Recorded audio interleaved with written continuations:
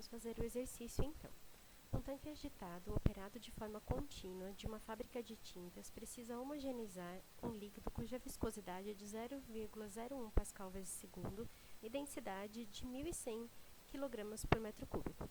Em um experimento de laboratório em escala de 1:4 do processo em tamanho real, então a gente tem o aumento para o laboratório 4 vezes, determinou-se que a solução era adequadamente homogeneizada com uma rotação de 20 rotações por segundo.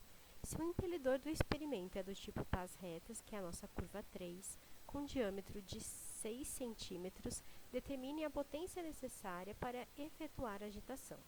Se mantidas as proporções e a velocidade de rotação, quanto será a potência necessária no equipamento em escala industrial? Então, a gente vai fazer primeiro a parte de laboratório.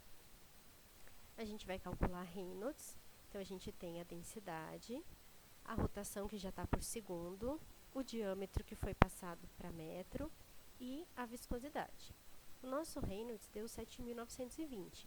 Para ficar mais fácil de ler no gráfico, eu passei para notação científica, porque aqui no gráfico a gente vai trabalhar com potências de 10. Então, aqui está 10 à terceira, então aqui é 1 vezes 10 à terceira, 2 vezes 10 à terceira, 3 vezes 10 à terceira, 4 vezes 10 à terceira, 5 vezes 10 à terceira, 6 vezes 10 à terceira, 7 vezes 10 à terceira e 8 vezes 10 à terceira. Então, eu coloquei essa primeira reta para marcar um pouquinho menor que 8 vezes 10 à terceira, porque o nosso Reynolds é 7,9.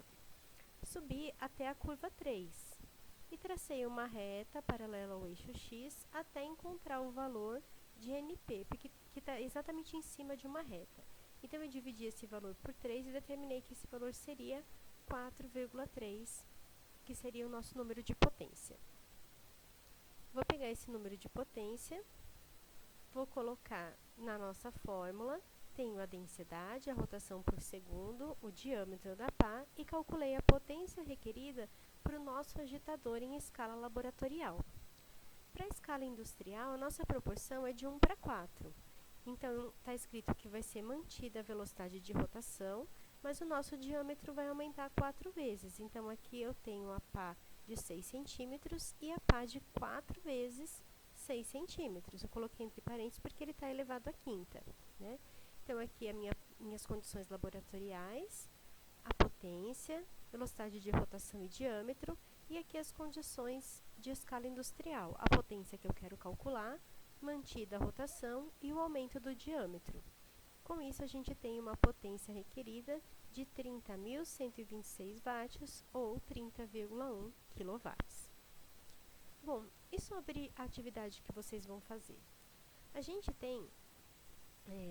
vai considerar que a gente tem um agitador com um princípio de água só nele e a gente vai adicionar um corante amarelo. E eu quero determinar qual o tempo que vai levar para o meu agitador conseguir deixar tudo homogêneo. Para isso, a gente vai, assim que colocar o corante, começar a retirar um pouquinho de material aqui embaixo e analisar com o tempo até que a nossa concentração final se mantenha constante.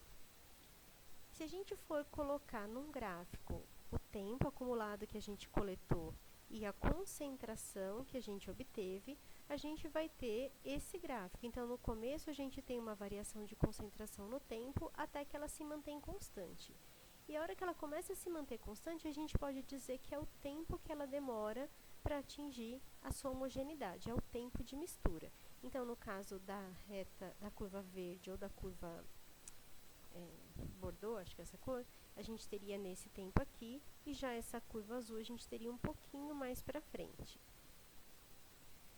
Eu coloquei para vocês, no roteiro, uma variação de concentração por tempo que foi obtida no experimento do ano passado.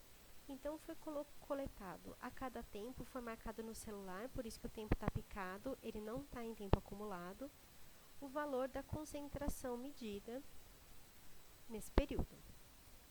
O que vocês vão fazer? Vocês vão construir um gráfico de concentração por tempo, esse tempo precisa estar acumulado, vocês precisam somar, e vão determinar experimentalmente qual seria o tempo de mistura. Depois, vocês vão determinar o tempo teórico. O tempo teórico, ele é determinado através desse fator. Então, a gente tem um ábaco para fazer esse cálculo, e esse ábaco ele é em função de um fator de tempo, da geometria do nosso misturador, da gravidade local. E a gente vai determinar esse tempo. O ábaco que determina esse fator de tempo, é esse daqui, em função de Reynolds. Então, novamente, a gente vai determinar Reynolds, o valor determinado a gente vai subir até a curva e vai traçar aqui para achar o valor de FT. As dimensões utilizadas no laboratório do agitador são essas daqui. Então, a gente tem todas as medidas de altura do líquido, diâmetro interno das pás, o diâmetro do nosso agitador e as dimensões da pazinha. Esqueci de falar aqui. Foi utilizada, nesse caso, uma rotação de 110 RPM. Depois que vocês calcularem o tempo teórico, vocês vão comparar com o tempo experimental. Finalizado isso, vocês vão determinar a potência requerida. Então, naquele ábaco que eu mostrei para vocês, vocês vão calcular o número de potência, através desse gráfico Reynolds, o número de potência, e vocês vão determinar a potência requerida para esse sistema.